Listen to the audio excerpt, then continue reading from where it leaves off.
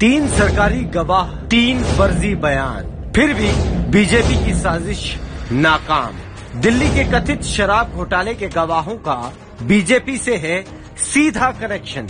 भाजपा ने दिल्ली के मुख्यमंत्री अरविंद केजरीवाल को एक बड़ी साजिश के तहत ठीक लोकसभा चुनावों से पहले गिरफ्तार कर लिया।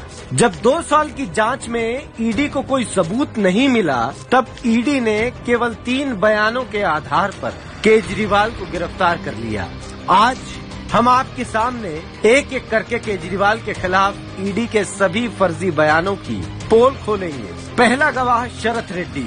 10 नवंबर 2022 को ईडी ने शराब कारोबारी शरत रेड्डी को गिरफ्तार किया। उस समय शरत रेड्डी का बयान था कि वो अरविंद केजरीवाल को कभी नहीं मिला।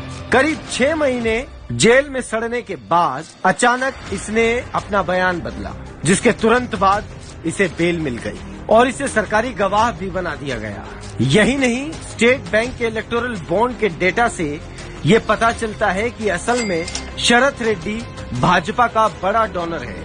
इसने भाजपा को कुल 60 करोड़ का चुनावी चंदा दिया है और उसमें से 55 करोड़ तो गिरफ्तारी के बाद दिया है। अब बारी आती है और 2 गवाहों की, जो पिता पुत्र भी हैं, मगुंटा श्रीनिवासुलू रेड्डी और राघव रेड्डी। 16 मार्च 2021 को एमएसआर यानी मगुंटा श्रीनिवासुलू रेड्डी, जो तब एक लोकसभा सांसद थे, अरविंद केजरीवाल जी से सरकारी दफ्तर में मिले। बाकायदा अपॉइंटमेंट लेकर मिले, जिसमें वो फैमिली ट्रस्ट के लिए दिल्ली में जमीन चाहते थे। केजरीवाल जी ने उन्हें कहा कि दिल्ली में जमीन एलजी के अधीन आती है, आप लेटर लिखिए, मैं उन्हें फॉरवर्ड कर दूंगा। इसके बाद इनकी केजरीवाल जी से कभी कोई मुलाकात नहीं हुई। फिर 16 सितंबर 2022 को ईडी ने मगुंटा रेड्डी और राघव रेड्डी के ठिकानों पर छापेमारी की। इस दौरान दोनों पिता पुत्र अपने बयान में इसी बात को दोहराते रहे कि केजरीवाल जी से मुलाकात फैमिली ट्रस्ट के लिए जमीन के संबंध में हुई, मगर ईडी को ये बात बिल्कुल नहीं पची और कुछ महीनों बाद ईडी ने राघव रेड्डी को गिरफ्तार किया। करीब 5 महीनों तक उसे जेल में तड़पाया गया। इस दौरान पिता पुत्र ने कई बयान ईडी को दिए, जिनमें केजरीवाल के खिलाफ एक भी बयान नहीं था। पर 5 महीने से जेल में बंद अपने बेटे का दर्द मगुंटा रेड्डी ने जब देखा तो वो टूट गया और 16 जुलाई 2023 को मगुंटा रेड्डी ने केजरीवाल जी के खिलाफ गवाही दी।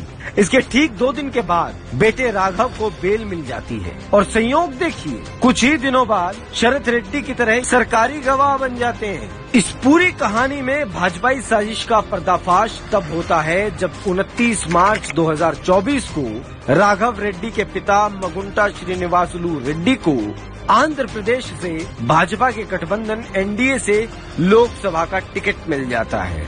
यानी केजरीवाल के खिलाफ गवाही देने पर बीजेपी ने पिता पुत्र की जोड़ी को अच्छा खासा इनाम दिया। शरत चंद्र रेड्डी, एमएसआर, राघव रेड्डी, ये तमाम वो लोग हैं जिनके बयानों के आधार पर केजरीवाल जी को जेल में डाला हुआ है। ये सभी भाजपा के लोग हैं। इन सब का भाजपा से सीधा सीधा कनेक्शन है। लेकिन फिर भी ईडी ने इन फर्जी गवाहों के बयान के आधार पर एक सिटिंग मुख्यमंत्री को गिरफ्तार कर लिया। अब साफ हो गया है कि कैसे ईडी ने बीजेपी के इशारे पर षड्यंत्र के तहत अरविंद केजरीवाल को फंसाया है।